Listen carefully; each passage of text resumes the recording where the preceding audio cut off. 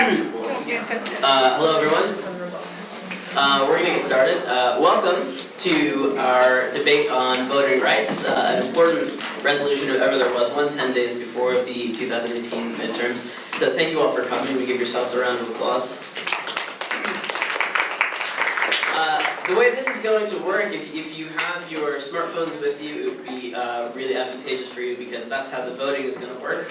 And since this is a forum on voting rights, it would be important for you to make sure that your voice is heard by voting. So if you could go to our website, which is sbs.arizona.edu, you just go to the website. Actually, there's a slide with the QR code too. There's also that. There we go. And I don't know how technology works, so I don't know what that is. Oh. But apparently, what do? If you just pull up your camera, and if you hold down onto it, it'll pull up the website. So there's also that. But if you don't want to understand how to do that, then just go to this this website here, sbs.arizona.edu/UA-debate-series.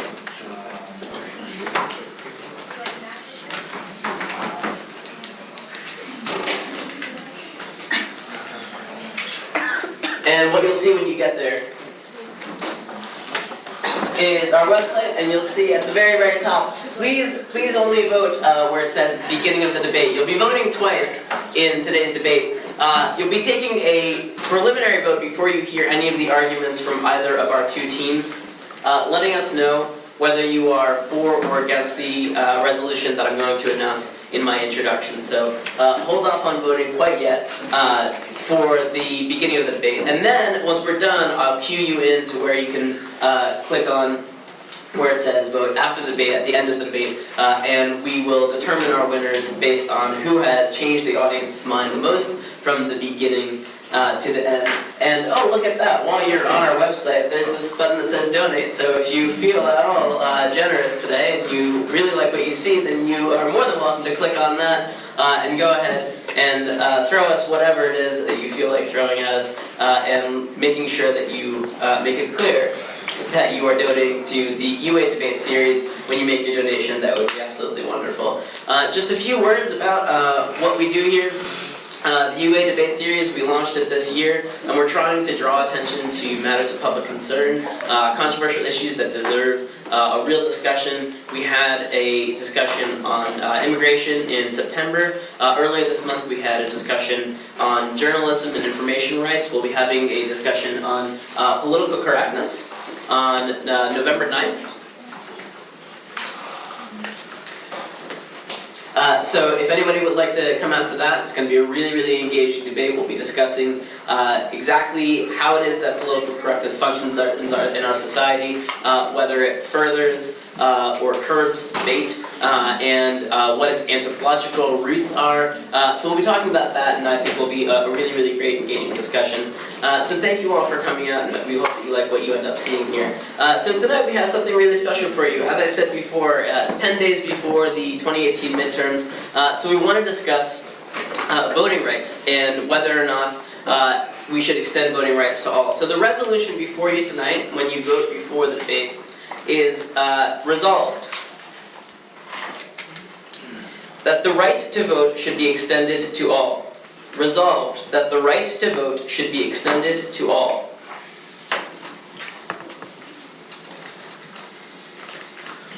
So please vote for or against that motion. I'm going to read a little introduction just in case you need a little more background information before you make your decision. And then I'll introduce our debaters and just the structure of the whole entire night tonight.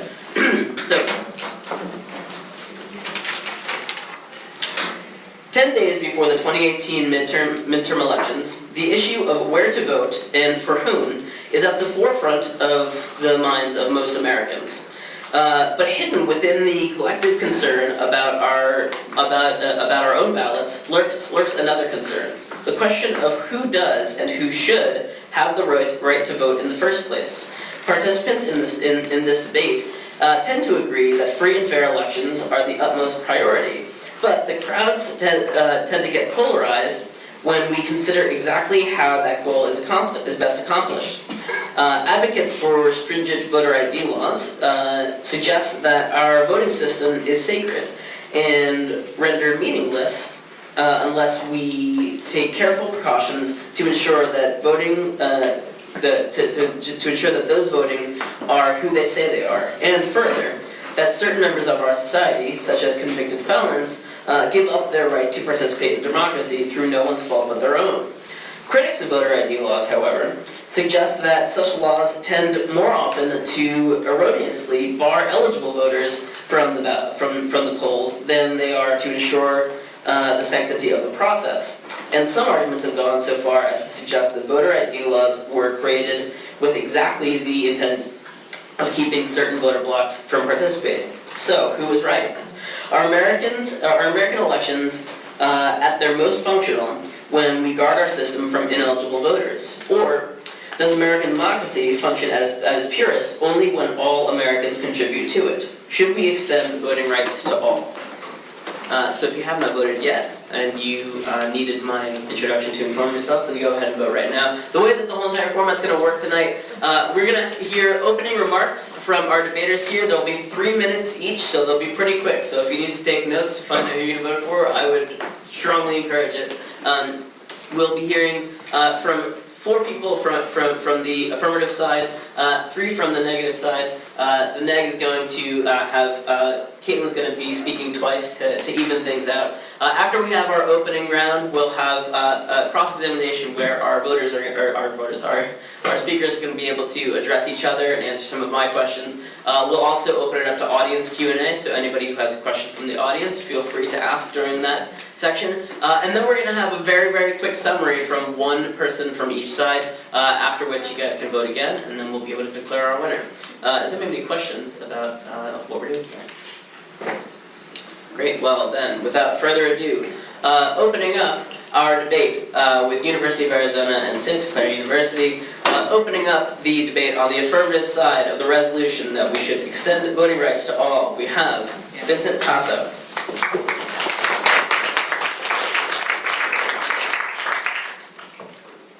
Can everyone hear me okay? I don't want to, okay, solid. Everyone in the back good?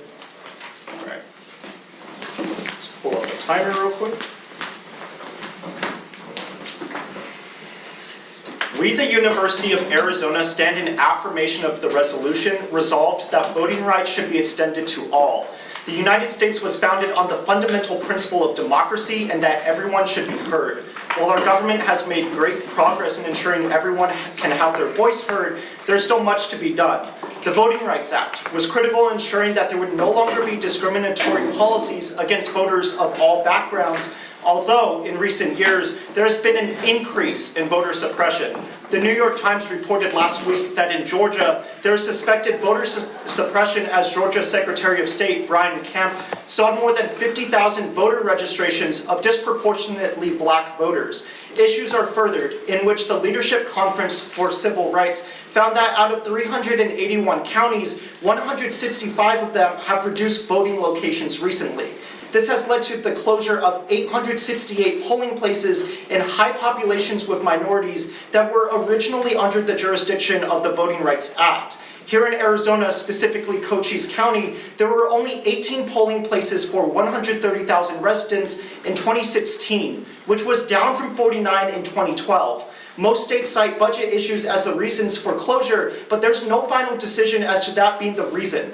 Before the repeal of the Voting Rights Act, the federal government could make the final decision as to whether the closure of these polling places were justified, but that's no longer the case. In addition, voter ID laws discriminate against minority communities. In Texas, a state that has strict voter ID laws, approximately 600,000 Texans lack identification. An estimation from MIT found that around 10% of US citizens don't have proper identification, and this could be higher as the study doesn't take into account the discouraging effects that voter ID laws have on people attempting to register. In order to visualize the effects, a University of Chicago study found that states with voter ID laws could be expected to depress Latino turnout by 9.3%, Black turnout by 8.6%, and Asian American turnout by 12.5%. The main argument for having voter ID laws is in order to combat voter fraud, but the issue is that voter fraud is not heavily prevalent. A study by the Heritage Foundation found that since 1982, there have only been 450 cases of voter fraud and other election law violations. The Election Law Journal concluded that there was no evidence of widespread impersonation fraud in the 2012 election. In addition, the Brennan Center for Justice explains that incidents of voter fraud are 0.0003%. These all disprove the reasoning behind voter ID laws. There is no basis for them as voter fraud is not an issue. We, the affirmative, want everyone in the U.S. to have the right to vote because it allows for everyone's voice to be heard. We recognize that voter ID laws limit people's ability to vote, and as a result, we cannot have a true democracy. For all of these reasons, please affirm.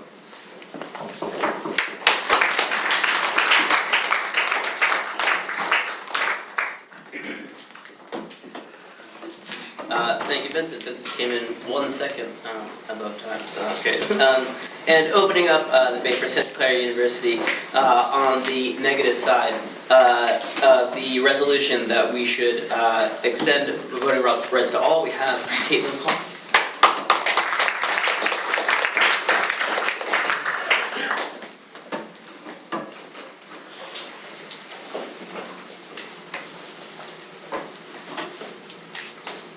Ask not what your country can do for you, ask what you can do for your country. Because we agree with John F. Kennedy, we negate the resolution resolved, the right to vote should be extended to all. Today we would like to ask what we can do for our country by proposing some alternative solutions for how we can increase civic engagement without extending voting rights to all. One alternative is incentivizing greater voter turnout, lowering the barriers to voter participation, such as by increasing the use of mail-in ballots, moving elections to the weekend, and keeping polls open longer could encourage greater voter turnout. Incentives can also be offered to encourage voting, such as entering voters in a lottery or giving out coffee and donuts at polling stations. One study found that voter mobilization efforts that combined info sessions with small monetary incentives increased turnout by 35%. A second alternative is to sidestep the problem of low voter turnout by instituting sortition, the random selection of citizens to serve in government. Sortition works similarly to jury selection. A randomly selected legislature would be more diverse in terms of age, gender, race, and economic status. In short, more representative of the population as a whole. A government that better reflects the makeup of a society is more likely to make decisions that reflect the will of the people. We are not saying these solutions are perfect, nor are they the only ways to increase voter participation and civic engagement. However, before extending voting rights across the board, we need to consider the costs and benefits of these alternative solutions. Our opponents brought up an important point about voter suppression, which we agree is definitely a problem. However, suppression happens now despite the right to vote being in place. Voter ID laws happen even though the right to vote has been extended to all, so we don't believe that extending the right will necessarily solve this problem. Instead, we should do things like solve the root of the problem by making it easier for people to get IDs or to lower the barriers to voting, such as moving elections to the weekend as we suggested.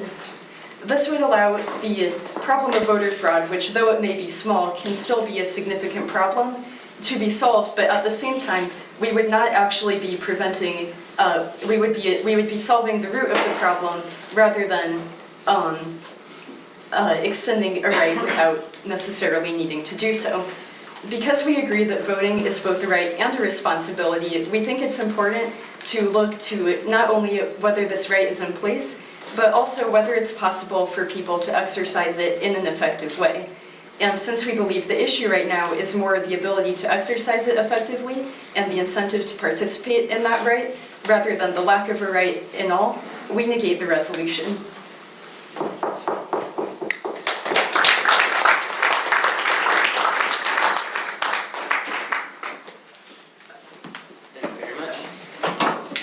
And speaking second for the University of Arizona on the affirming the resolution that we should extend the right to vote to all, we have Nathan Sawyer.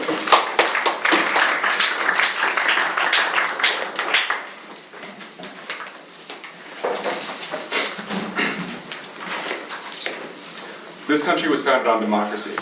the right to vote is instilled in our Constitution's Bill of Rights because of this.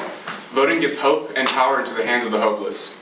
The ironic part of this is that our founding fathers were slave owners. The people who created this system failed to uphold democracy, and because of this, the Constitution they created has been exploited by those in power. In 1901, Alabama passed a constitution that stripped voting rights away from any person who committed a crime involving immorality. The purpose of this disenfranchisement, the president of the convention explained, was to establish white supremacy in the state. Alabama labeled those offenses more frequently committed by blacks as crimes involving immorality, in order to purge minorities from voter rolls. Now 15% of the black population in Alabama has had their right to vote stripped from them. The justice system in the United States is discriminatory. According to the Human Rights Watch, minorities are not any more likely to sell or use drugs than Caucasians, yet they are incarcerated at a much higher rate for those crimes. Though African Americans and Hispanics make up approximately 32% of the United States population, they comprise 56% of people incarcerated. A study conducted by the Justice Department has explored racial bias in the criminal justice system and criminal justice outcomes, including police practices, arrest rates, convictions, and sentence lengths. Through this study, the public was able to learn that African Americans are searched 3 times as often as Caucasians during routine traffic stops. The affirmation stands in agreement that no one should be able to limit a person's ability to have a voice in the democratic process. The status quo of the United States is to strip away the right to vote away from convicted felons. As a society, it is imperative that we ask, why does this government determine which citizens should be able to participate in our democracy? When the powerful determine who holds those in power accountable, accountability is rendered moot. Our justice system is inherently racist, and many of the people directly governed by this system know that. How are they expected to change the system if we don't allow them? The only way we can fix our mistakes is to open the right to vote to all. That is why you should vote for the affirmation in this resolution. Thank you.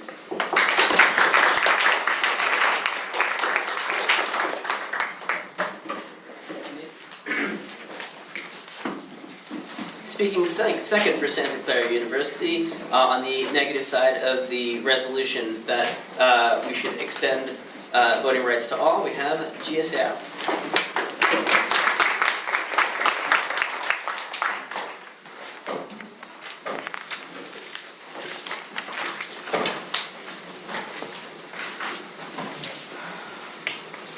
Everybody ready?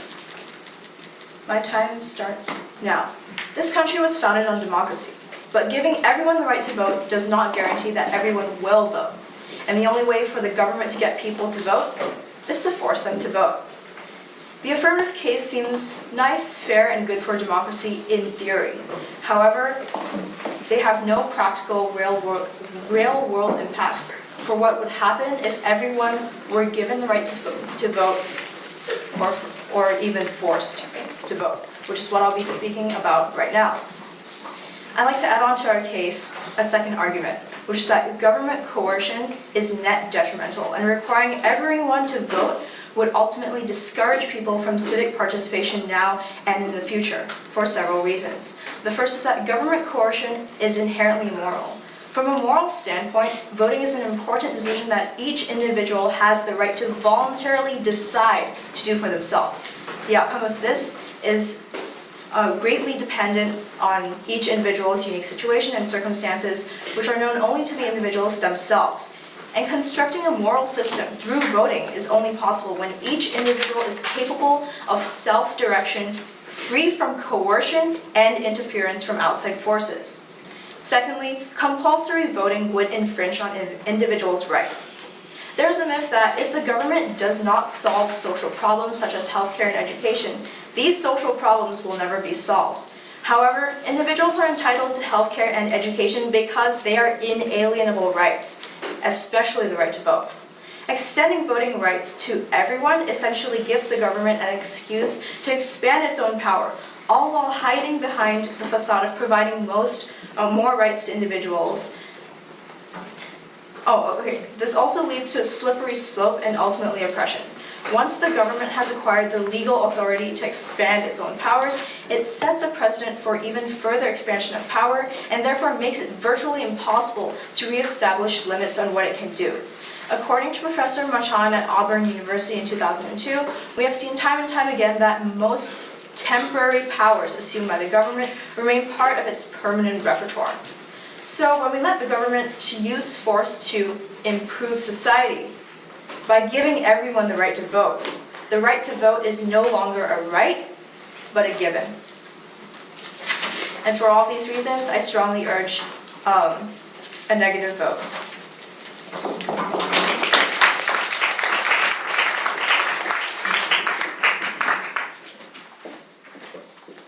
Thank you very much. Speaking third on behalf of the University of Arizona, affirming the resolution that we should extend voting rights to all, we have Savannah Decker.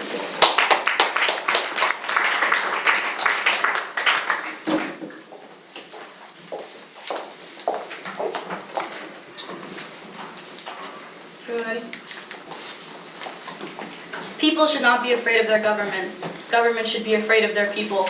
However, as I stand in front of you today, I am afraid, which shouldn't be the case. This motion has little to do with the details of who we give these voting rights to, but rather how allowing the government to dictate that definition allows political parties to perpetuate their own corrupt nature. The voting system and its structures, such as the Electoral College, are fundamentally complicit in the suppression of minority rights and rooted in white supremacy. For my first point, I have a question I want to pose to all of you. When is a person a citizen? Green card holders and people going through the process of citizenship have to wait years, sometimes their entire life, to become naturalized. During this time, they can participate in all facets of being a citizen, like living here, working here, and paying taxes, aside from the ones that allow them to affect change in the system that commodifies them. The process to obtain citizenship is so difficult on purpose to keep these people from exercising a right they should have. This group of people is being continuously restricted in ways that go beyond the arduous citizenship process. As of right now, the Trump administration has actively assembled a task force to go about denaturalizing citizens, which we haven't seen since the McCarthy period. Immigration and Customs Enforcement has a long history of arresting people without warrants, denying them due process, and even accusing them of having gang affiliations without any evidence to detain them. There is no objectively right answer to this question, which is why we can't allow a definitive answer to be given. Secondly, laws concerning citizenship and disenfranchised people won't change if the only people allowed to take part in the democratic process are not a part of the groups being marginalized. To become a U.S. citizen, you must have had a green card for 5 years, have to read, write, and speak basic English, take a naturalization test, be 18 years old at the time of filing, and after all of these eligibility requirements, you still need to go through a 10-step naturalization process whereby you fill out several forms, go to a biometrics appointment, and complete an in-person interview. And at no point during this entire process is it guaranteed that you can become a citizen. You can go through this entire process and still be denied and pushed into deportation proceedings. In 2017, there were 27.4 million foreign-born persons in the U.S. labor force, comprising 17.1% of the total.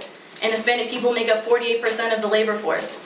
These people comprise a huge portion of our society and contribute to it massively, but despite their civic engagement, they are withheld from participating in the democratic process.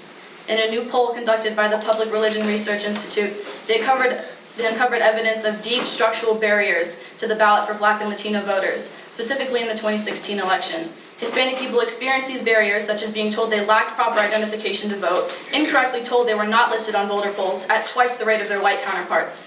This study indicates that voter suppression is commonplace. You need to vote for the affirmative because not doing so is allowing the powerful to stay in power uncontested and to abuse the people beneath them in order to stay there. Thank you.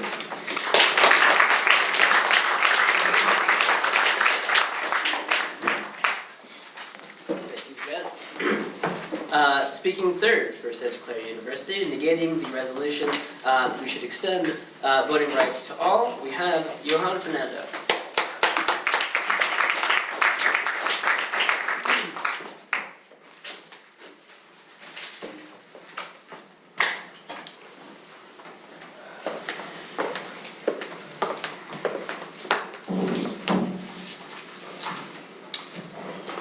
Everybody good?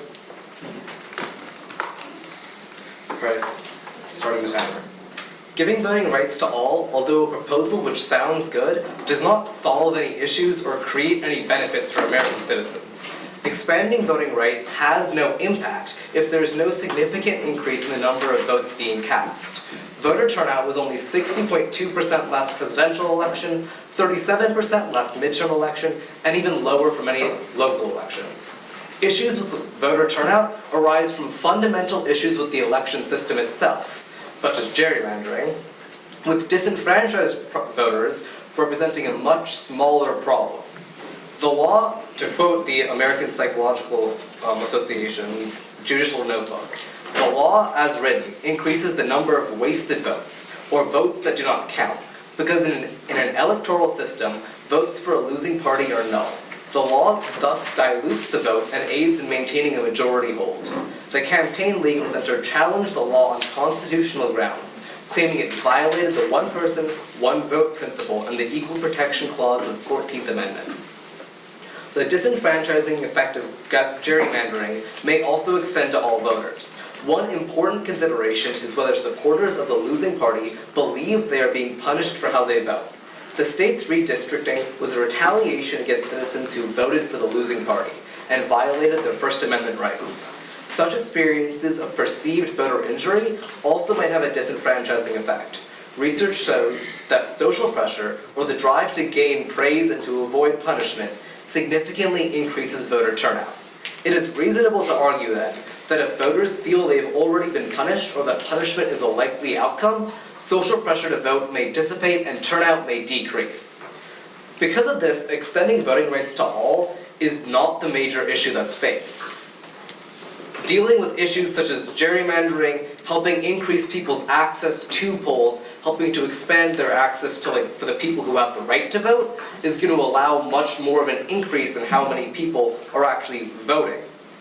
Increasing the voting pool by a slight amount won't actually increase, or change the election significantly. Changing how people vote, changing the electoral college, changing gerrymandering, changing the election process, not the voting pool, is going to have a much more profound impact on our democracy and enable it to work much better. I guess talking about how the app is framing this, they're talking a lot about how voters are being suppressed and such. However, that's not their rights. We don't extend rights to them by giving them that. What's happening right now is that their rights are being denied. So that's not the same thing as the resolution is talking about. For all these reasons, I urge a negative vote. Thank you.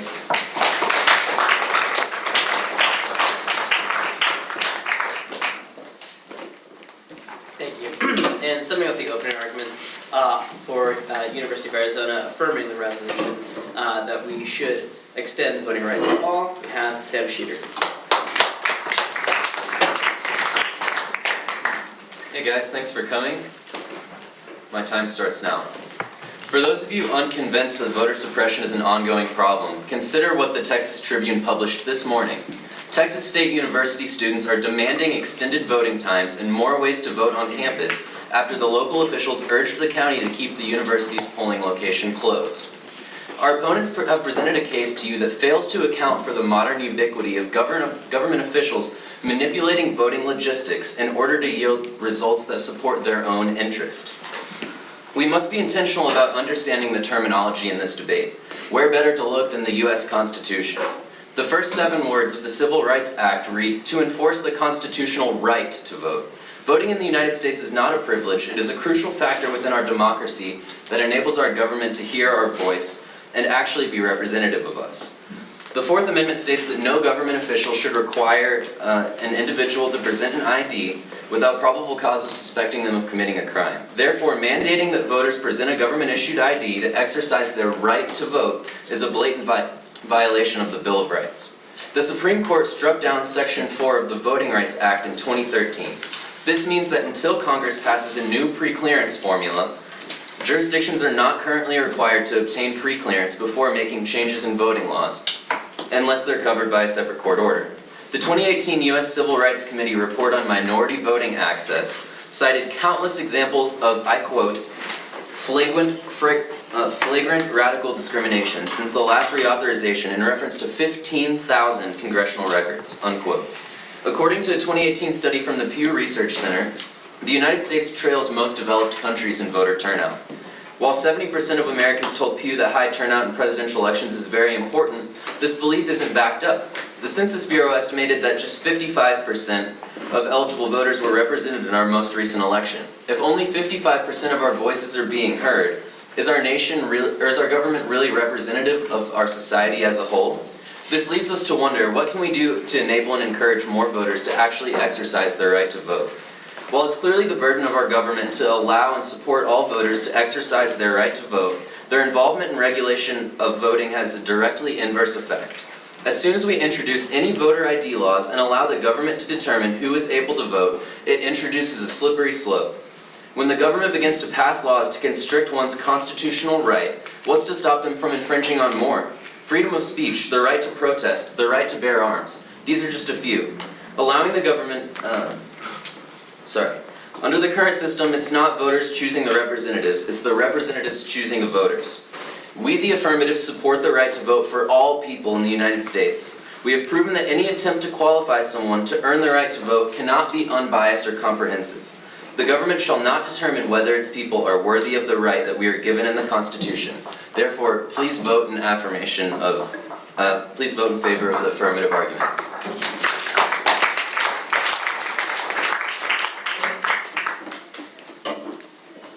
And summing up the opening statements for Santa Clara University indicating the resolution that we should extend voting rights to all, we have again Caitlin Colton.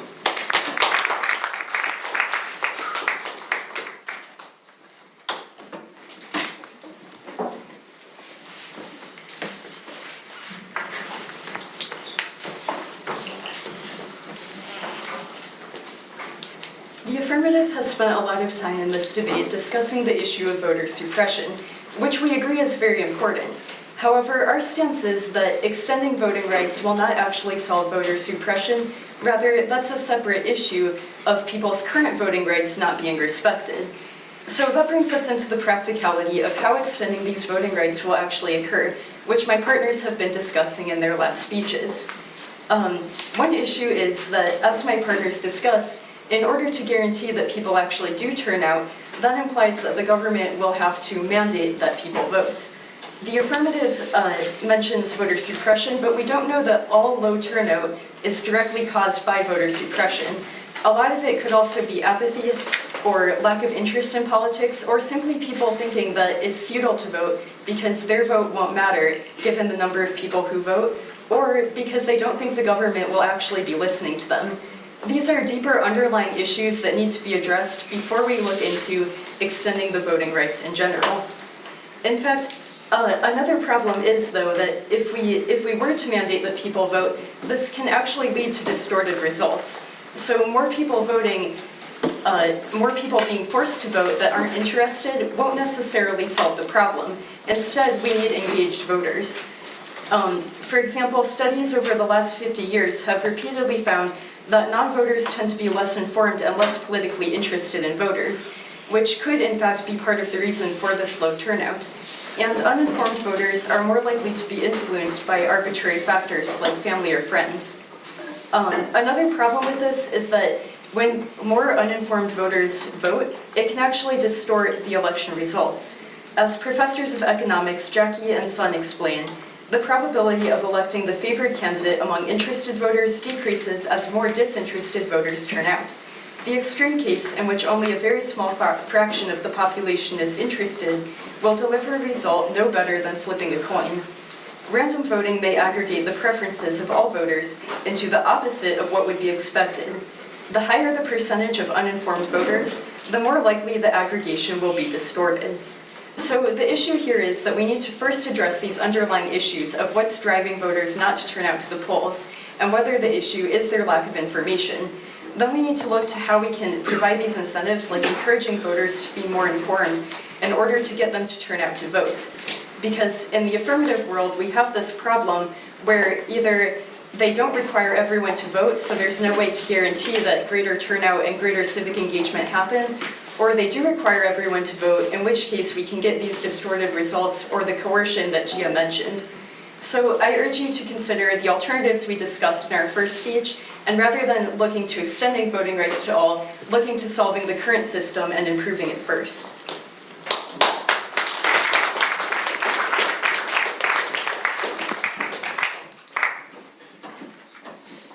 Thank you very much, Sylvia.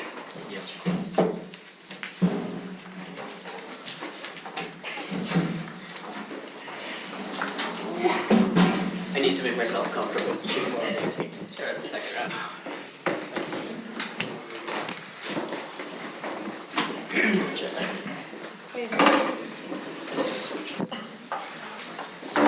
Thank you very much. Okay, so let's start our second round, and I want to make sure that we're clear and that both sides are talking or speaking the same language and having the same conversation. So let's for about 20 minutes. We'll stop at 5 o'clock. Have some crosstalk. So as Caitlin said in her sort of summation of both Santa Clara's side and also the interpretation of U of A's side, the suggestion I think is that voter engagement is the more important issue that you guys are proposing, and you guys are suggesting that voter engagement is second to actually extending the right to vote to everybody. So can you guys respond to Caitlin's summation, and you guys can just kind of go back and forth a little bit. Yeah.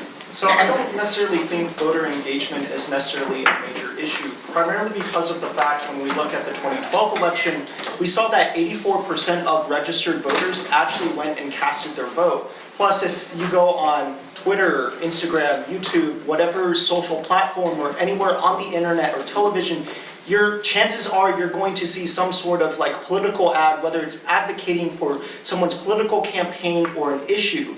And in addition to that, what we've seen in recent months, especially with elections coming up in a couple weeks, we've seen grassroots campaigns start up in which, in states like Pennsylvania, for example, we've seen there's a 20% increase in registered voters, and about half of those were from like millennial like age groups. So you guys are Yeah, I would start by saying I think that's great to hear that the voter engagement is increasing, but we still have a long way to go. And I would ask in response to the 80% statistic, what about the people who maybe chose not to register, who maybe didn't feel engaged to register? How can we sort of reach those voters and get them to participate? I feel as though that's your counterplan to provide. How are you going to ethically incentivize people? Your counterplan was to incentivize people to get out and go vote. How is that not a means for political parties to influence people, one way or another? Right, so Caitlin, you began your argument by saying that you were going to offer us alternative solutions to increase civic engagement. You gave some examples like mail-in ballots, which disenfranchise people who are homeless or live on a Native American reservation that don't have a fixed address. You also suggested weekend voting or bribing our society with donuts and entering them in a lottery. I would just say practically that's probably not going to give the turnout that you're looking for. And I would say that it's your burden to tell us how you're going to achieve more civic engagement, as you're basing this entire debate off of that. And you guys are free to have two in a row because they had two in a row. So go ahead. So I definitely think like if we have to like provide like the explanation for how we're gonna define like if we're gonna give out like our exact counterplan and something like that, right? Then like I'm not sure if that's exactly fair because like you guys discussed giving like access to people who are on green cards and stuff without giving like any details for like how long somebody has to be a resident here to vote there. So like I don't know, I feel like We're saying that's the problem. We're saying it shouldn't be anyone's ability to be able to set that precedent for who and who isn't a citizen. We're saying that's the problem. so like a tourist can vote? Like what is the like who gets to vote then? What is the definition? Well, I think, is there any way that we can objectively and fairly make that determination? Can our government decide on a case-by-case individual basis? Say, for example, someone's on vacation or they've been here for 20 years on a green card. How can you discern that? And if you look historically, any attempt to qualify someone to be able to exercise their right to vote in the United States is inherently biased, and the government uses it to yield the results that they want in elections. In response to what you just said, I'd like to bring up the fact that I feel like some of the people in the group of marginalized people that you were talking about who are unable to vote because their rights are being suppressed.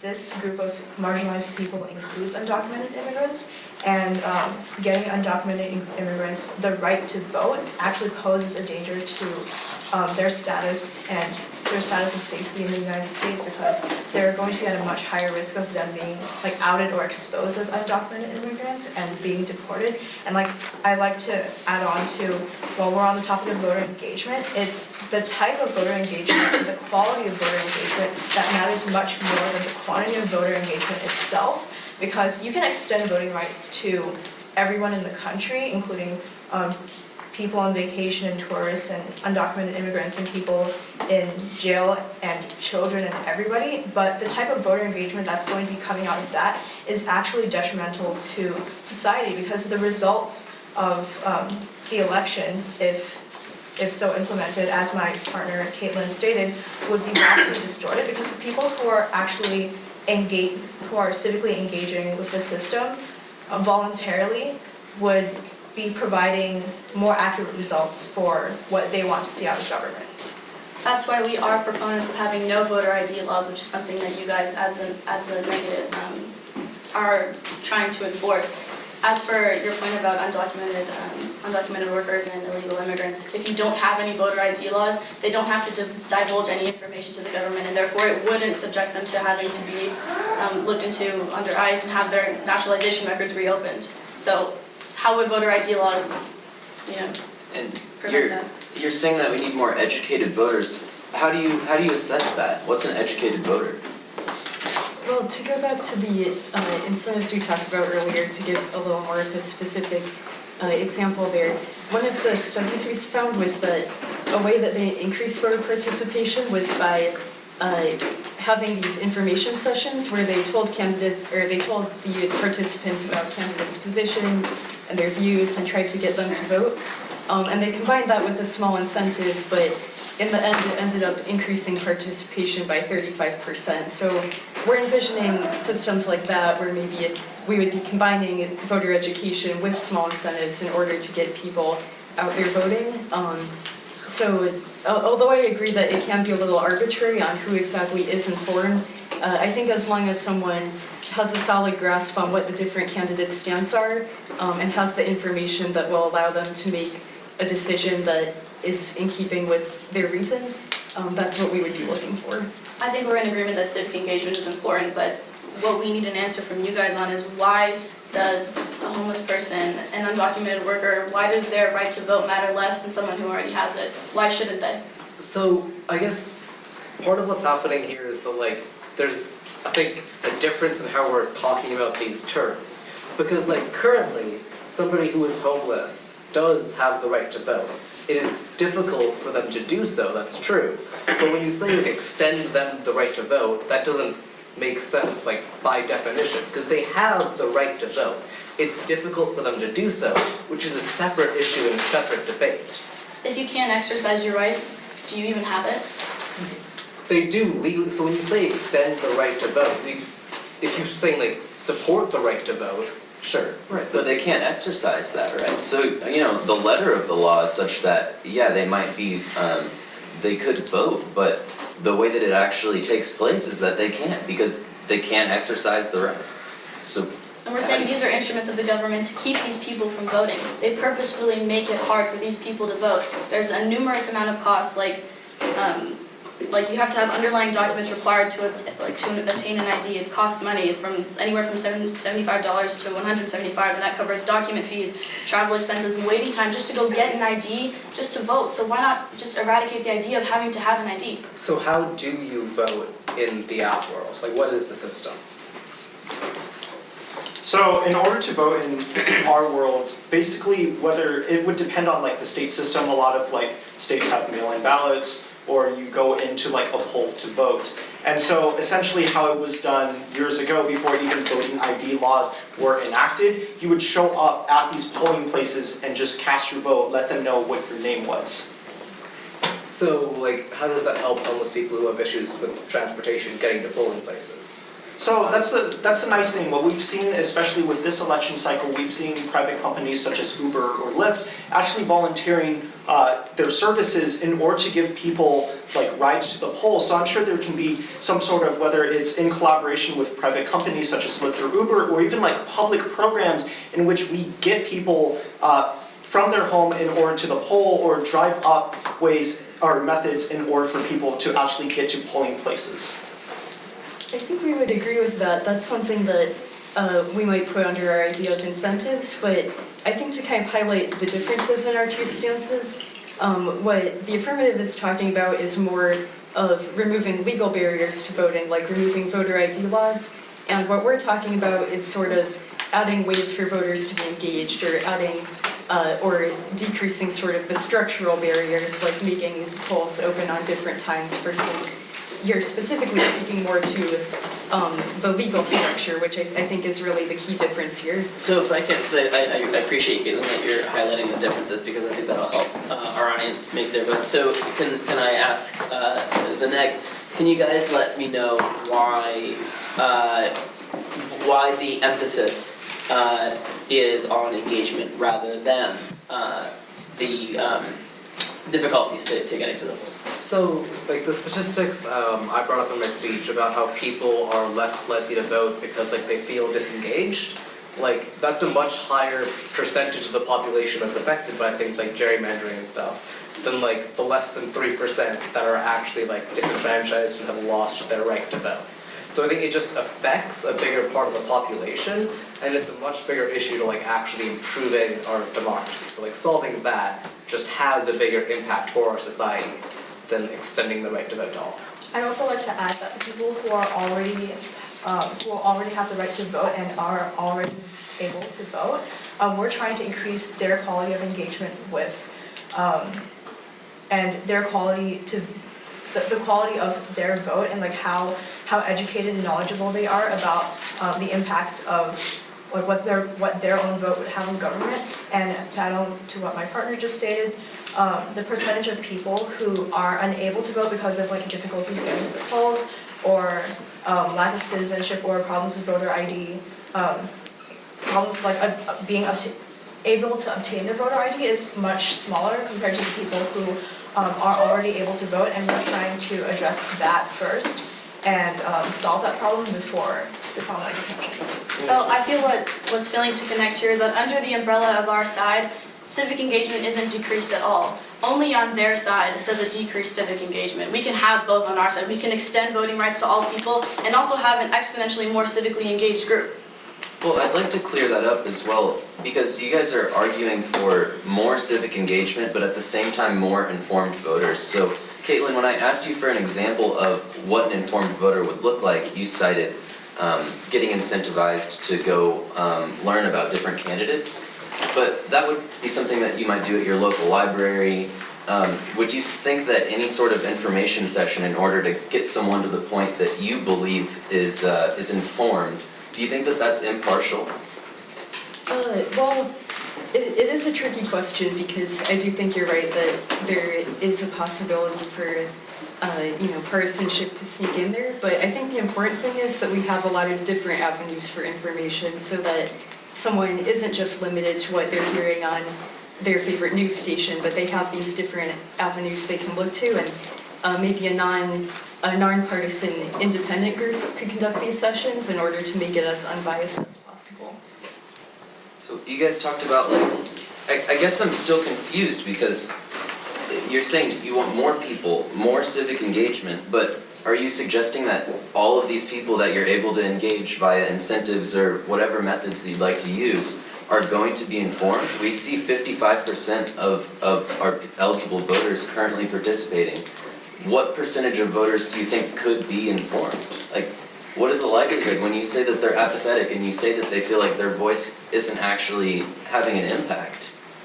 You're going to educate everyone? So, like, it's definitely still an imperfect system, but like there will be uneducated people who do not educate themselves that are going to vote. Like, that's 100% a real issue. However, in like the AF world, somebody who's literally here on vacation, like happened to be here on election day, they can vote.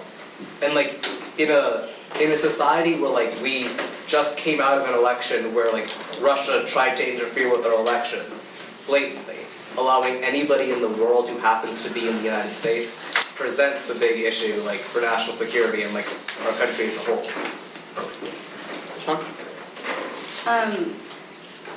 So what's important to understand is that when it comes, sure, there was like an influence through Russia.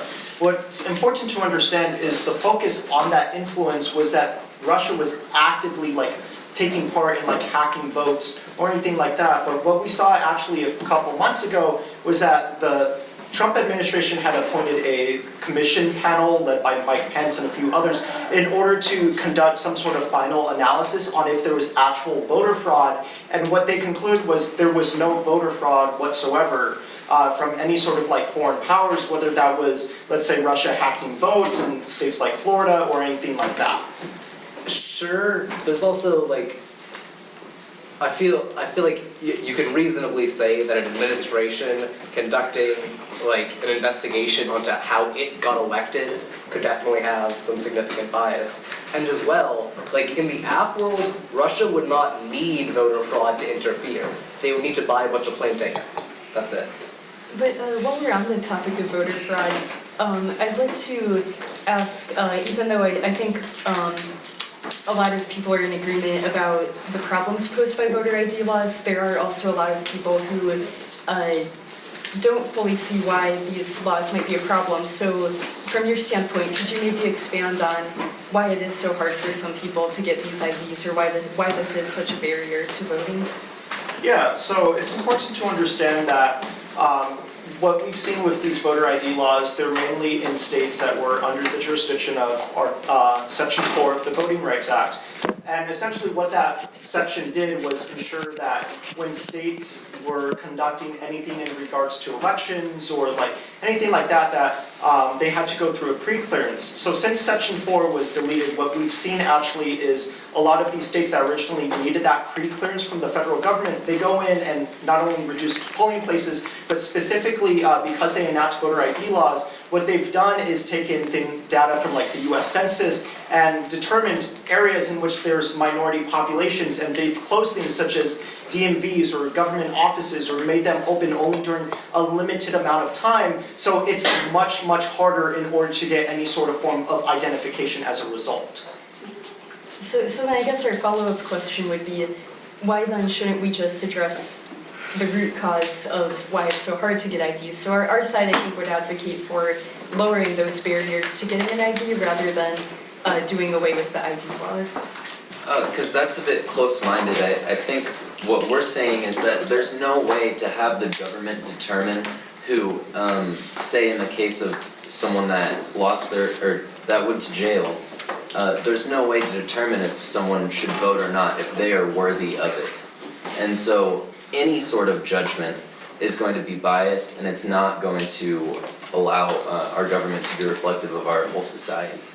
If I may briefly, we still need an answer from you on how you justify not extending the right to vote to people who deserve it, like undocumented workers who have been here a surplus of 20 years, work here, pay taxes here, have families here. How do you justify not extending that right to them? I think that there's a lot of like political issues in history there, right? Because all of that comes down to like they're humans and they have rights, but they're also undocumented, right? They're not part of like the United States political system, and so it's a strange concept to like say. Are they governed by it? What? Do the laws of the land affect them? The land that they've created a life in? Yes, but they did not, like, there is a system in place to join it and to control it. We have a census, we have ways of, like, how our population interacts and grows and develops itself, and they do not come into it through the proper system. Well, do you think that they should have a say in what that system and what the parameters within that system is? Because it affects them.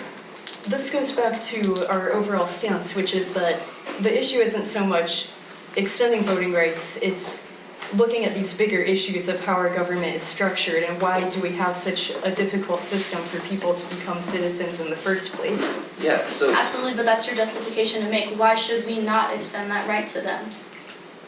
I'd like to hear, you said something... Let's allow them to respond. I'd like to reply to that while we're on the same topic with a question for the affirmative. Does granting citizenship or verifying voter ID to a person make them significantly more likely to vote and make an educated educated vote at that. Speculating about their civic engagement doesn't help at all. It still doesn't justify not giving them the right to vote. Frankly, there are no statistics for you to cite that Hispanic people given the right to vote if they're undocumented are in the process of obtaining a green card. That's all speculation. There is no factual evidence there to say that they wouldn't be more civically engaged. So that's a moot point. I think part of it is also just a logistical and practical question. If you accept that we're not going to take any identification, then any literal foreign actor can come in and vote and affect our society. If you're saying that the reason that undocumented immigrants should be able to vote is because they live in and interact with our economy, then why would we allow somebody who does not live and interact with the United States regularly? Why should they be able to vote? How do you weigh that, saying in order to allow these people to vote because they deserve it, maybe we're going to allow all these people who have not met even your qualifications? I haven't stipulated any qualifications. You said that you guys have said that the reason that undocumented immigrants work, that they should be able to vote, is because they are governed by our laws. They live under them, right? So then Legal by or law. illegal, they contribute to our society, and as such, they should have a say in how that affects them. So then why should people who don't live in our society, who don't contribute it, who live halfway across the world, well, in your guys' world, anybody can vote. So you think it's a pragmatic application that a bunch of people from whatever country that you haven't stipulated are going to come here and vote for what I mean, I can list off countries that want to But in what instance would somebody just come here out of the blue and vote? Our concern is that in a world where the right to vote is extended to anyone regardless of citizenship and regardless of ways of verifying that they are a registered voter, it opens the door to voter fraud in a way that would be much worse than what we have now. So this goes back to the practical concerns we raised, which are that on the one hand, undocumented immigrants would have to come out of the shadows in order to vote, which might put them at risk and be harmful in this particular political climate especially. But on the other hand, since we can't verify exactly who's voting in the absence of any sort of laws that they're talking about, it does open the door to foreign actors or other people who are not involved in the US system potentially voting. So that's why we think that even though our citizenship process is flawed, the solution isn't to allow non-citizens to vote, it's to try and look at how we can make that process of immigration better. So I'll let you respond to him, but just before he does, after Sam talks, I'll open it up to audience questions, so have them ready for you whenever we're done. So under our current system, there's so much bias and there's so many people who need to vote who can't, that the net bad of the chance of someone flying here from Russia, as the example you were making, and participating in our election, is much less than under our plan, where we remove the restrictions and take away the government's ability to prevent and disenfranchise a slew of people groups that happen today that are unable to exercise their right. And further, they're really just blowing up the idea that voter fraud is a huge problem. We've already stipulated that's 0.003%. That we didn't even have voter ID laws until the 50s in the Jim Crow era, which was used as a tool to suppress black people and prevent them from having a say. Before that, it was never an issue. We didn't have voter ID required at the polls, and there wasn't fraud. I think, part of it is that they're giving the example of there's no fraud under the current system where there are all these laws and regulations, and saying that trend is going to continue when there aren't any, which I think is a faulty assumption, because a lot of the reason that people don't do it, right, is because there are all these barriers to doing it. If you take all those barriers away, there's no guarantee that people still won't.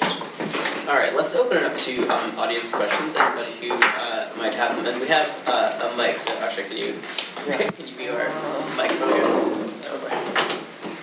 You can hop over the table. Yeah. Everyone doing okay? We're good so far. Okay, great. Yeah, Dave.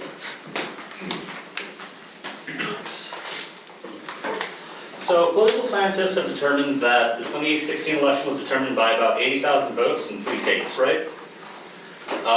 If you look at voter suppression laws, specifically just people who can't vote because of criminal pasts, that number is at 6.1 million across the country. So if half of that, if we take that half of the population votes, that's like 3 million votes. And if that incarcerated population is more than half minority, then that number would have flipped the 2016 election. Is that not a noble goal? Why wouldn't that run counter to your arguments, and why would that not be more important than what you guys are trying to accomplish? Who's the question for? That side. So I think part of what you're saying is about the 80,000 votes that determine the election. I think that issue fundamentally arises from issues like the Electoral College, right? So I think the better fix would be to allow everybody's vote, regardless of whether they're a Republican living in a blue state or a Democrat living in a red state. Allowing their vote to be heard nationally would allow everybody's votes across the country to have a real impact instead of just those 80,000 swing votes. But We'd appreciate you're not debating with the debaters. Do you guys want to I feel respond? like we can offer a response Yeah, to that. please. Pretty much they're insinuating that a person who already has the right to vote is more important than a person who has been incarcerated before. So there still needs to be justification for why an incarcerated group of people who are subject to a system of mass incarceration that specifically targets Black people, Hispanic people, to take away their right to vote. So that's all a systematic problem, and they haven't given justification for why an incarcerated person matters less. Just a quick fact clarification, is that our research has found that in 2 states, incarcerated people, even if you're a felon, are allowed to vote. And in most states, all the rest actually, there are ways that felons are able to restore their voting rights. That's actually in 13 states. Our research found, so I think the 13 state where's it from? statistic was National Conference of State Legislatures. The 13 states one was felons lose voting rights only while incarcerated and then they're restored. 21 states, they lose voting rights during incarceration, probation, and parole, and then they're restored. And then in 13 states, voting rights are indefinitely lost for felons, but can be reinstated under certain conditions. So it's not an issue of everyone that's incarcerated not having the right to vote. It could be that it's difficult for them to vote while in prison. I do agree with that. But again, this goes back to extending the right to vote not being an issue, because the only people who currently don't have the right to vote in prison are felons in certain circumstances. To be fair, that's a ruse. They want you to operate under the assumption that right when someone gets out of prison, they have their right to vote immediately reinstated. When in actuality, it's like a 5 to 7 year process where they have to go underneath an interview with a person who can ask them any limit of questions about their criminal records, their history, their sexual previous whatever. So that's a really hard process in and of itself. So.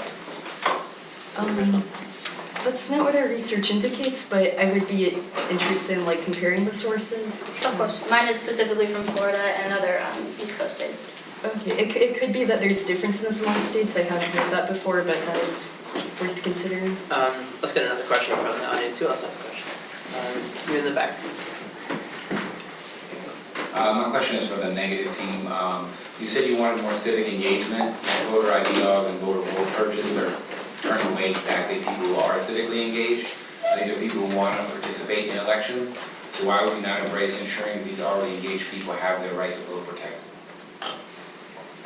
I think this returns to what we were talking about earlier. Defending people's rights to vote, that already have the right to vote, is a fundamentally different issue than extending it to people who don't have it currently. So because we entirely agree and want people who are civically engaged and have the right to vote, we completely agree that they should, and that there are measures that should be taken to protect their rights that they have engaged with. But that's different than what the app is proposing in letting literally every human on the planet vote. Sean? So I think it's important to understand one key difference between the affirmative and negative. Probability. What's the probability that, let's say, Russia, China, or some other foreign country is going to send thousands upon thousands of people into the United States in order to vote for a day? I believe that would be noticed by every single government agency on the planet this mass migration of people in order to try voting. That's the important thing to understand in today's debate, is that the affirmative is simply offering to increase access to people in order to make sure that they have their right to vote, that there's no barriers whatsoever, where the negative is trying to come up with this worst case scenario that our elections are going to have thousands of people that don't even belong to the US in order to vote for just a day. We're trying to make sure everyone in the US has the ability to vote without any sort of restrictions. Our concern is that even though the scenario of millions of people flooding the US is probably a little far-fetched, our concern is that even if it's only a few people who aren't even governed by the United States voting, that still undermines our democracy. So, for example, even though Russia's interference in our last election might not have been enough to change the tide of it or something, it's still a concern because it shows that a foreign power is trying to interfere. So I think the bigger issue we're looking to is the integrity of the democratic process. I mean, if you weigh that ethically, the theoretical idea of what they're proposing still doesn't outweigh the idea that there's millions of people being disenfranchised by the government by not having the right to vote. We disagree. Okay, that's great. Other questions? Yes. So, Can you run over that? no, it's fine, I don't need the mic. Alright, great. Yeah. How are you guys saying, so you guys Sorry, don't for want... who is this for? Oh, this is for them. Great, thank So you. you guys don't want, I have two questions. First part is, you guys don't want like any barriers at all to vote? Like, can I just walk in and vote and leave? So like, I don't have to show any ID? Yeah, that's how it was before 1950 when South Carolina had enacted the first form of like voter ID laws. Alright, second question. What's stopping me from voting 10, 20, or 30 times then? So I'm glad you actually asked that question because there's a lot of government like programs and like different like measures in which they have in place, like for example right now, in order to ensure that people don't actually double vote. There's only 21 states that actually have voter ID laws, and a lot of the states that don't have voter ID laws, these tend to be your bigger populous states like New York or like California. So we don't see double voting occurring in these states because there's already systems in place right now that can detect if someone casted a vote twice. Yes, Ron? So those systems still require like your name, or like they rely on people voting by mail and stuff like that, right? If you're literally able to walk in anywhere, like the situation you're proposing, those systems in place no longer work. How do they not work? How? Because the system in place right now, like in Washington, we vote by mail, so they check by like verifying my signature. In your world, I can't, like, there is no signature on my vote, so they can't check that. I think another important thing to grasp is the reality of all this. When you go to a polling station, you wait in line from 6 to 7 hours, maybe shorter than that, maybe longer. What is the probability that someone's going to vote once, wait another couple of hours, vote again? Like, you just have to be pragmatic about all of this. This is extremely theoretical. And the overall good of preventing the government from continuing to stop people here from exercising their right to vote is better than the case that you're bringing up right now of that chance. Under our side of the resolution, it's going to be better and build a better democracy overall than what's currently in place. Our concern is that in the past, in some corrupt situations like Tammany Hall in New York, we did see the whole vote early, vote often mentality. And if enough people are in on wanting a particular party to win, it's not too difficult to imagine ways that they might find to defraud the system. Let's take a couple more questions before we move on to our closing statements. Yes, Yusuf? So you say you don't want any barriers. Sorry, it's first. For the people The before you. You say you yeah. don't want any barriers, but age itself is a barrier. So would you still keep that, or would you start letting 5- and 6-year-olds vote for president? And then secondly, I want to speak more into, because you're extending it to everybody. And so you're focusing a lot on minorities who already have the right to vote, and there's the whole infrastructure part, which I totally get, but one of the second part is like, the criminal justice system, you'd have to be proven guilty of a felony to lose your vote. And if you're incarcerated, you're then kind of deemed like not worthy of living in society, you're moved to jail. Like if you're then proven guilty and deemed not really a productive member of society, then why do you still get the right to vote? So I can take this one. I put it on my speech that there are many issues with the justice system itself and the system that is labeling these people as felons and giving the convictions. It was created by people with racial biases in order to keep certain groups oppressed. And a lot of those issues are still being exploited, and there's still tons of issues with people unfairly or unjustly being thrown through the legal system. And how do you qualify, depending on the crime, is there a way to determine if one person does have the temperament to vote, whereas another person might not? Ultimately, our position is that there's not, and any attempt to do that is going to prevent us from having a true democracy. As for the question you posed about children, Well, let's have them respond to the. Oh, sure. So as far as felonies, I think we might go back to what we said earlier about how the scope of this issue of who can and can't vote isn't quite as broad as it's been made out to be. But furthermore, although there are a lot of problems with our criminal justice system, it goes back again to us thinking that we need to solve the root of those problems rather than simply extending voting rights to a group that, although it could include people who may have been unjustly convicted, also could include people who have done terrible things and broken the laws of our society. And so maybe the best thing in that case is to exclude them from voting for a little bit until they've been reinstated and reintegrated into society.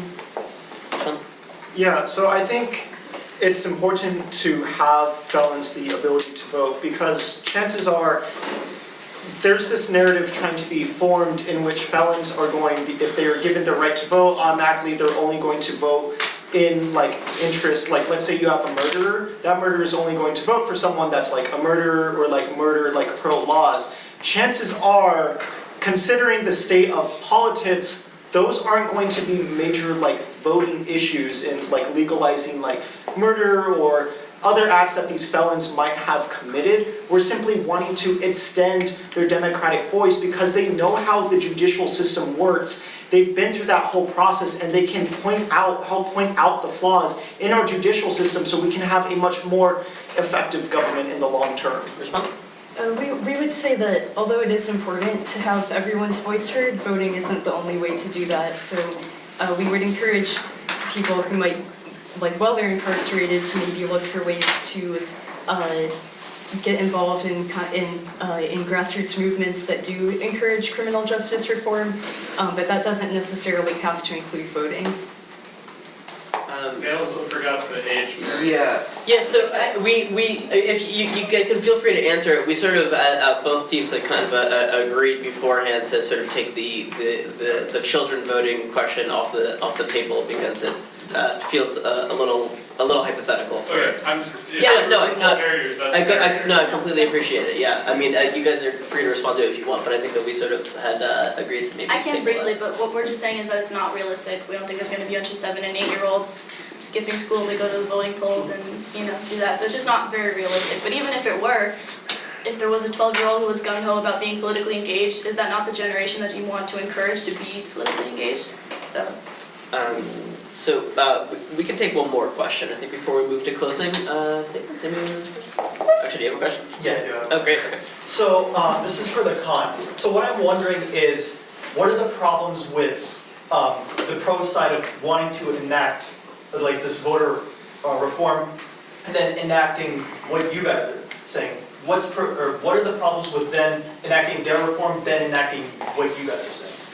Okay, sure. So basically the main difference between what we're enacting and what they're enacting is that they're basically giving everyone the right to vote, which is problematic because giving everybody the right to vote doesn't necessarily mean that everyone will go out and vote.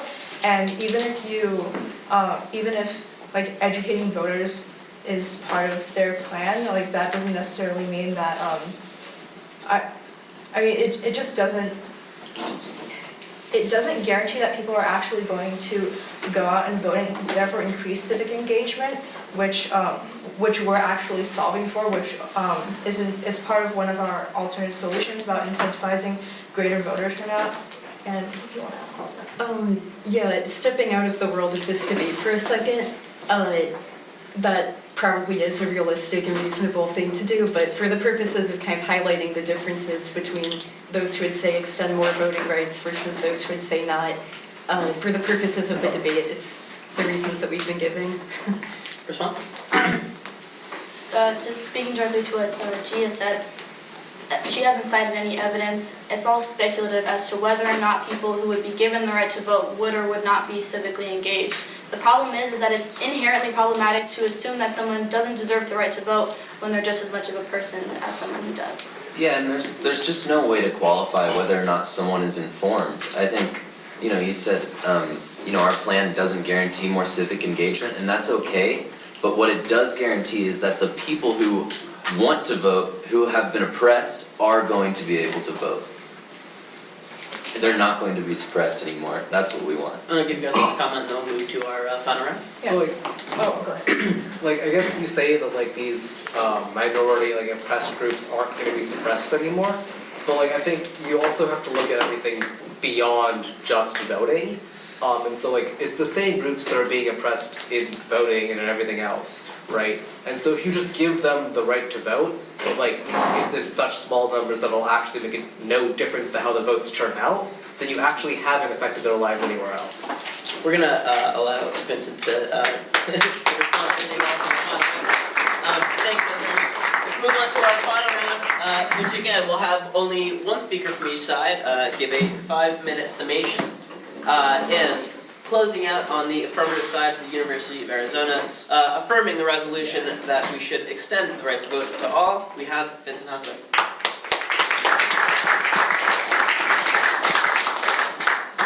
Before I begin, I just want to thank all of you for coming out. Great debate, everyone. It has been, I think, very informative in order to have this kind of public discourse, especially happening here at the University of Arizona, in which we are in a time in which voting matters a lot, especially with midterms 2 weeks. So. All right. Beginning now. The United Nations once stated, when publishing their universal list of human rights, which it's rights that every single human being that lives on this planet has, no matter where you live, what government you are under, right number 24 is that your right to have a voice, to democracy, for your voice to be heard, shall not be denied. And because the affirmative wants to make sure no one's voice is to be denied in any sort of democratic process, I'm proud to stand in firm affirmation with the University of Arizona. Primarily because this whole debate has narrowed down to the speculation of the negative and the factual information of the affirmative. I'm going to start off first by addressing just main key points from the negative, in which their whole entire case is about how instead of expanding the right to vote, we need to be increasing voter turnout. But the issue is that we already have high voter turnout to begin with. As I brought up in questioning, in the 2012 election, 84% of registered voters casted their ballot. That's important to understand in today's debate, because what we see is voter turnout is already high, but we're actually starting to see this trend in the status quo. Primarily when I brought up the point about Pennsylvania, in which Pennsylvania has had a grassroots campaign focused directly at younger voters in order to get them out and vote. We've seen a 20% increase in Pennsylvania's voter population, and half of them have been from the millennial age group. That's important to understand because we're starting to see voters more engaged right now. By getting rid of voter ID laws, we're going to drive up voter turnout. And I want to go over the main issue of voter suppression and mandating. And this is going to be long, so please bear with me. It's important to understand how voter ID laws came about. Came about during the Jim Crow era, in which in 1950, South Carolina enacted its first voter ID laws, primarily subjected in order to discriminate against South Carolina's black population. That's important to understand because inherently voter ID laws were constructed in order to discriminate. The affirmative is advocating that this discrimination no longer happens. But let's say that discrimination doesn't exist, that it's a perfect world and racism does not exist no matter what race you are. But let's look at how exactly the average US citizen is affected.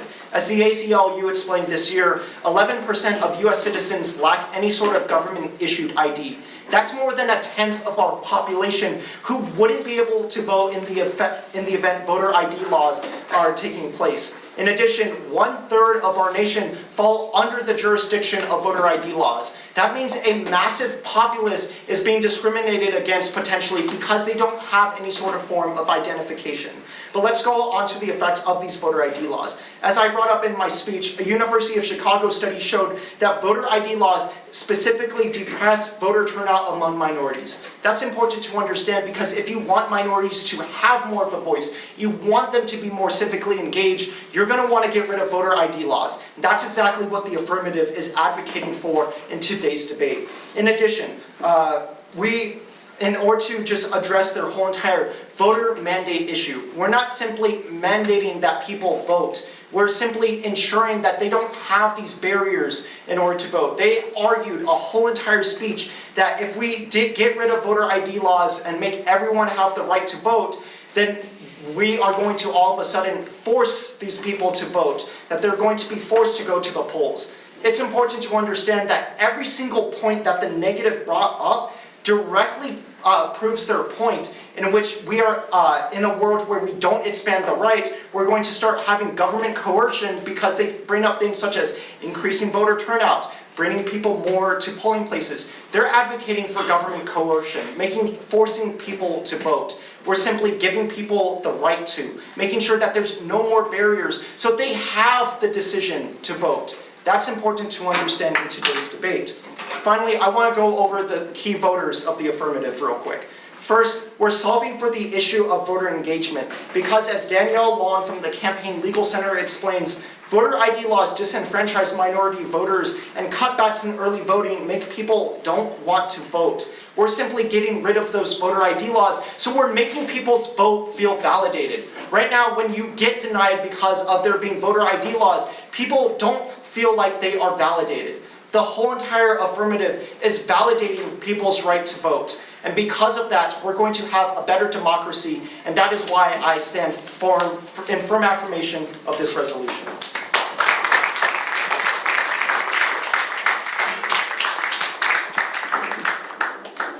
Thank you very much. And closing out both the St. Clair side and the entire debate, giving a summation in the negation of the resolution that we should extend voting rights to all, we have GSL. I'm actually not going to. Oh, sorry. We have Yon Fernandez.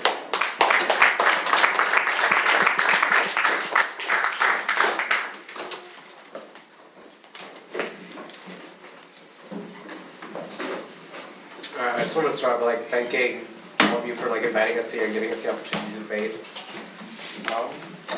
Everybody ready?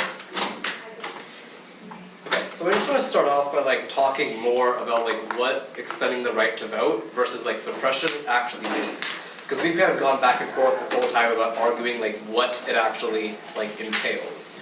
So we would argue that extending the right to vote is inherently different than defending it. So if somebody has the right to vote, but there are laws in place such as unfair voter ID laws that are attacking them, then repealing those laws or setting up ways to protect them from unfair laws, that's not extending the right to a population that doesn't have it, or that's certainly not extending the right to people who live all across the world or who are not even citizens of the United States.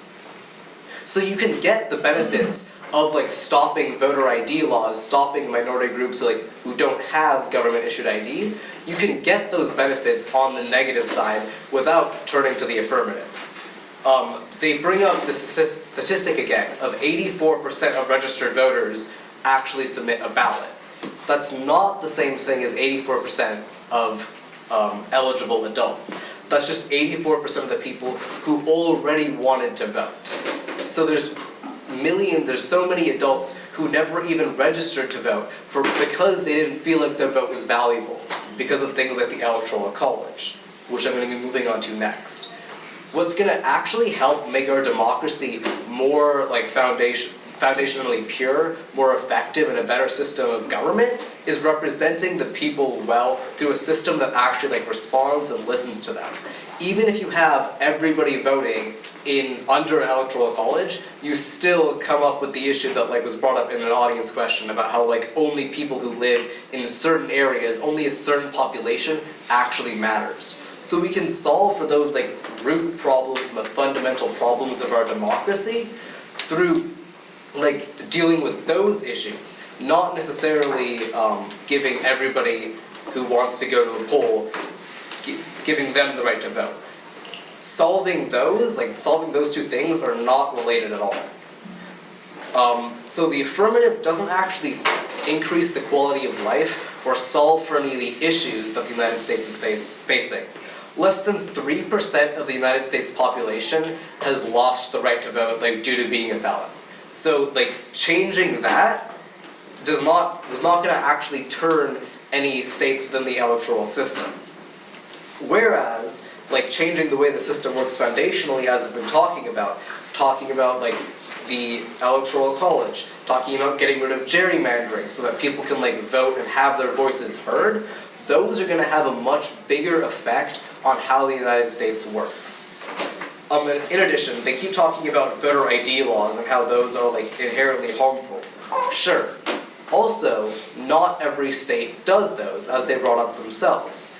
In Washington, where I'm from, we don't do that, right? And yet we still have restrictions on who can vote. It's still only citizens, right? So you don't have to turn to the AF to get rid of inherently unfair voter ID laws. Because of this, they're not really solving for anything. Like, there's no specific issue that is only better in the AF world that's not better solved by the negative. For these reasons, I urge a negative vote. Thank you.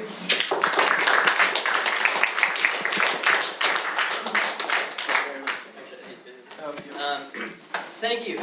So you can, and thank you to both sides. Thank you for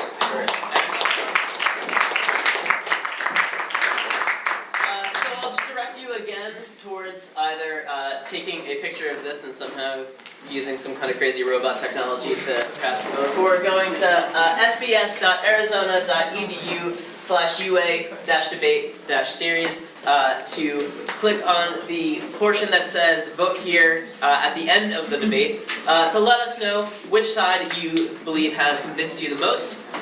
On that note, if you came in a little bit late and missed the pre-vote, please do not vote for this post-vote.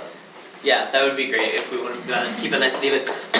While you're doing that, I just want to say a couple things. First of all, this is the first time that UA Debate Series has invited another university to come and debate with us, and they were gracious enough to come, and this was an absolutely excellent, really, really, really great conversation. It was civil. It, I think, really, really raised the issue and really was exemplary of really excellent discourse. So,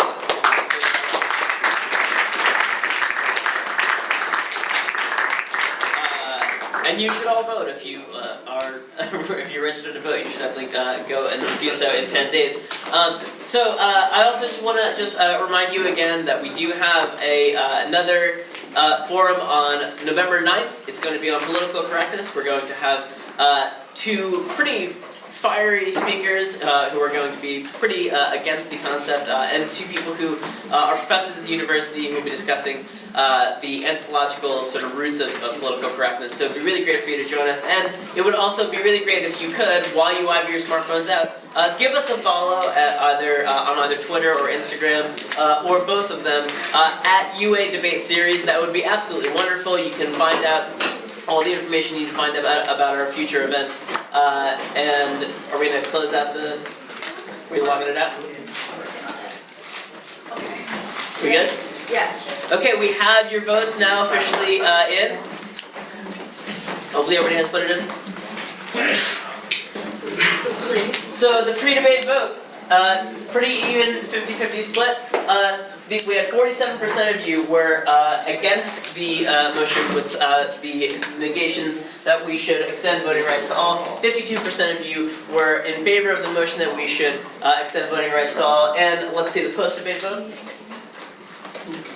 Wow. 77% of you. Why are there 107 responses? Something weird happened. That's I really, just opened it right when we closed. I don't know. That's really weird. People must be really embarrassed. But let's declare since our winners.